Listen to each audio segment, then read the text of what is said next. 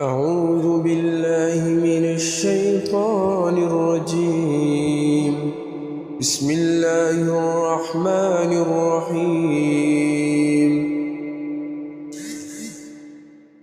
والتين والزيتون وطور سينين وهذا البلد الأمين لقد خلقنا الإنسان في أحسن تقويم ثم رددناه أسفل سافلين إلا الذين آمنوا وعملوا الصالحات فلهم أجر غير ممنون. فما يكذبك بعد بالدين؟ أليس الله بأحكم الحاكمين؟